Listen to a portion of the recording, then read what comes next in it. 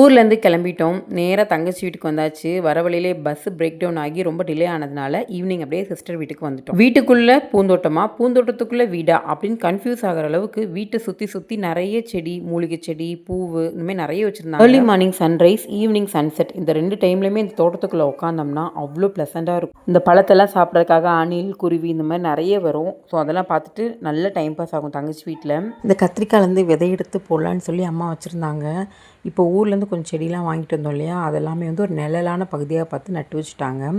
இனி தண்ணி ஊற்றி வளர்க்க வேண்டியதான். அக்கா வந்திருக்காங்களேன்னு தடபுடலாம் என் தங்கச்சி சமைச்சிட்டு இருந்தா. வாழைக்காய் வறுவல், முருங்கைக்கீரை பொரியல், சாப்பாடு, சாம்பார் அப்படின்ட்டு. என் தங்கச்சி வந்து புதுசாக இனோவேட்டிவாக குக்கிங்கில் வந்து நிறைய சேஞ்சஸ் பண்ணியிருக்கா. அதாவது ஹெல்தி குக்கிங். நார்மல் ரைஸ் இல்லாமல் இந்த சாமை, திணை, வரகு இந்த மாதிரி ரைஸில் சமையல் பண்ணுவாள். அதில் வந்து இன்றைக்கி வந்துட்டு சாம அரிசியில் வந்து சமைச்சிருந்தாங்க. டேஸ்ட் வைஸ் நல்லா தான் இருந்துச்சு. ரொம்ப ஃபில்லிங்காக இருந்தது.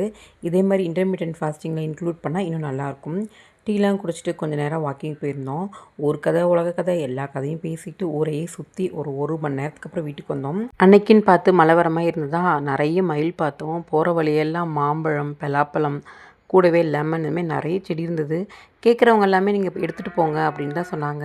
ஸோ அதெல்லாம் பார்த்துட்டு பார்க்குறதெல்லாம் பையில் வாங்கி போட்டுட்டு வந்து நல்லா பச்சை பசேல்னு இருந்த மருதியானையும் கொஞ்சமாக பறிச்சுட்டு வீட்டுக்கு வந்துட்டோம். அப்படியே ஈவினிங் ஆனதும் ஒரு கப் காஃபி போட்டு அந்த கார்டனில் உட்காந்துட்டு நேச்சரை ரசிச்சுட்டே இந்த டே வந்து முடிஞ்சிருச்சு.